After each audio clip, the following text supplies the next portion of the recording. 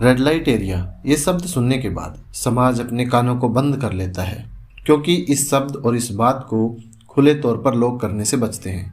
लेकिन जब पूछा जाएगा कि आप रेड लाइट एरिया के बारे में क्या जानते हैं, तो शायद आप यही कहेंगे कि जहाँ महिलाएं अपने ग्राहकों से अपने जिस्म का सौदा करती है वो रेड लाइट एरिया है। लेकिन क्या कभी आपने सोचा है इन इलाकों को रेड लाइट एरिया ही क्यों कहा जाता है? आज की वीडियो में मैं आपको इसी के पीछे की कहानी बताऊंगा। रेड लाइट एरिया को लेकर कई कहानियां हैं। एक कहानी ये है कि जब अमेरिका के कंसास में रेल वर्कर कोठों पर जाते थे तो साथ में लाल रंग की लालटेन लेकर जाते थे।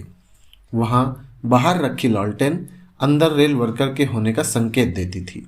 इससे ज़रूरत पर उन्हें आसानी से तलाश किया जाता था। इसके अलावा एक कहानी यह भी है कि अमेरिका या यूरोप के शहरों में जहां वेश्याओं के जमवाड़े के साथ सेक्स शॉप, स्ट्रिप क्लब और वयस्कों के थिएटर होते हैं, उन इलाकों को रेड लाइट डिस्ट्रिक्ट या प्लेजर डिस्ट्रिक्ट कहा जाता है। आपको बता दूं कि दुनिया के कई बड़े शहरों में रेड लाइट डिस्ट्रिक्ट है।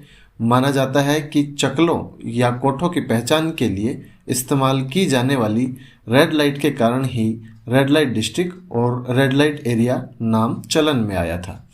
इसके अलावा अमेरिका में 1882 में महिलाओं की एक बैठक के मिनट्स में रेड लाइट डिस्ट्रिक्ट का जिक्र आता है। ऑक्सफोर्ड अंग्रेजी शब्दकोश में भी बताया गया है कि अमेरिका के ओहायो के एक अखबार में 1894 में रेड लाइट डिस्ट्रिक्ट शब्द का सबसे पहले इस्तेमाल हुआ। 19वीं शताब्दी में अमेरिका के कंसास शहर वेश्यावृत्ति का सबसे बड़ा अड्डा था। यहाँ के घरों में रेड लाइट वाले हाउस सैलून होते थे। यह भी कहा जाता है कि 1650 में जब नाविक समुद्र के रास्ते एम्स्टर्डम पहुंचे तो वहां कुछ महिलाएं हाथ में लाल लालटेन लेकर घूमती थी। लाल लालटेन इस बात का संकेत था कि महिला किसी नाविक के लिए उपलब्ध है। वहीं बाद में बंदरगाह से नज़दीक होने के कारण एम्स्टर्डम रेड लाइट डिस्ट्रिक्ट के तौर पर जाना गया। 19वीं और 20वीं शताब्दी में अमेरिका में कानूनी तौर पर वैध रेड लाइट डिस्ट्रिक्ट को स्पोर्टिंग डिस्ट्रिक्ट कहा जाने लगा।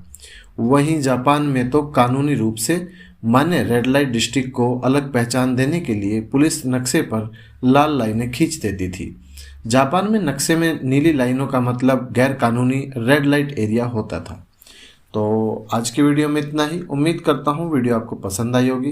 दोस्तों, वीडियो पसंद आती है तो मेरे यूट्यूब चैनल को सब्सक्राइब करना बिल्कुल ना भूलिएगा। मिलते हैं एक दूसरे वीडियो में, तब तक के लिए धन्यवाद।